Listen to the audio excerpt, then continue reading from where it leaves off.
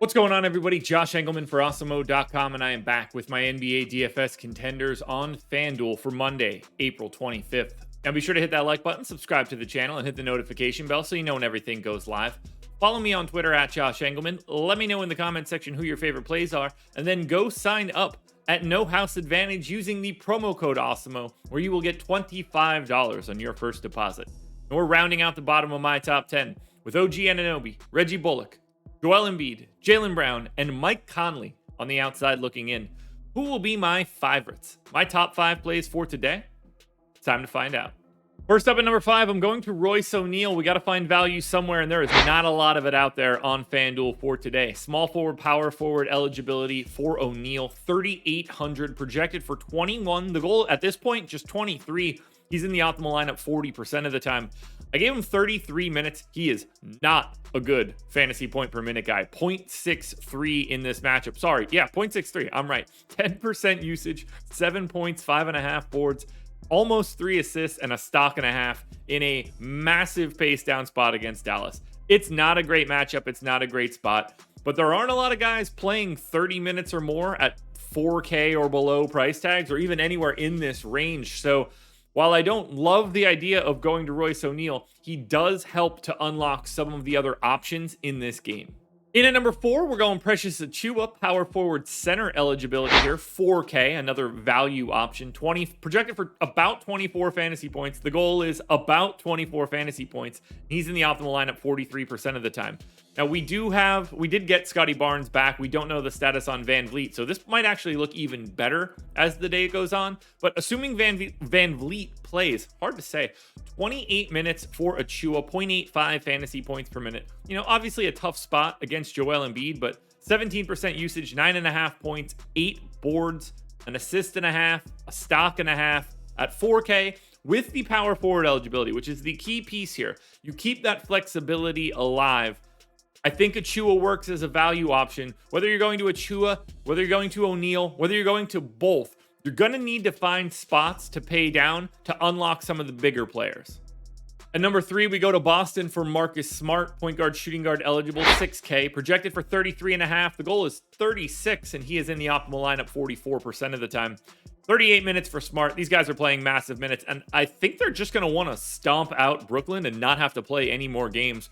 0.9 fantasy points per minute here for Smart, 14 points, 6.5 assists, 4.5 boards, and 2 stocks. Basically pace neutral, but the benefit here is the Brooklyn Nets defense is really not very good, and that is going to make things a little bit easier here for Boston. I think a 6K price tag works for Smart. They haven't been playing Derek White as much. Smart is seeing every minute he can basically handle, and I don't think that this is going to change in game 4. At number 2, we've got Scottie Barnes, small forward, power forward eligibility, 6K, so same price as Marcus Smart, projected for 34.5. The goal is 36, and he's in the optimal lineup 44% of the time. I think Barnes is going to get back to what you would expect out of him, normal minutes, 36, in fact, is what I have here, 0.96 fantasy points per minute. Toronto has to do everything they can to try to win this game and extend their season. 19% usage for Barnes when all of these guys are healthy and active. 14.5 points, 9 boards, and 4 assists, plus almost 2 stocks. This one's in Philly, so Philly also gets Matisse Thybulle back. Not that that matters at all for what we're talking about here for Scottie Barnes. It's really a minutes thing. If you think Scottie Barnes is going to go back to the amount of minutes he had been playing his normal run, then he looks like a really good play at 6K. If you think he's only going to be able to play like, I don't know, 30, 32, he's a good play, but not a great play.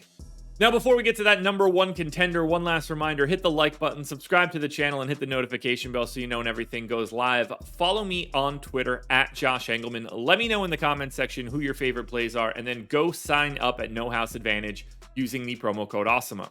My number 1 contender for today is Rudy Gobert. He is 7,200, just center eligible, projected for 44. The goal is just 43. He's in the optimal lineup 45% of the time. 36 minutes here for Gobert. That's standard issue fare. He's going to average 1.2 fantasy points per minute. I got him in for 17% usage, 15 points, and 16.5 rebounds. This is an incredible rebounding spot for Gobert, plus 2.8 stocks. That's been the big issue so far for Gobert. Just hasn't gotten the blocks and or steals in this series. He had none in the last game. 1 block the game before that.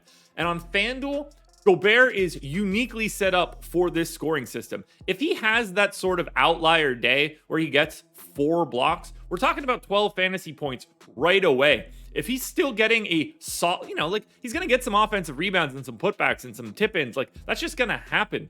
He's going to be staring at a 10 and 10 double-double like very, very easily. If the stocks get there, that's when Rudy Gobert hits another stratosphere. And I think that we're going to see that at some point in time in this series. No reason it can't be today. And that's why Rudy Gobert is my #1 contender.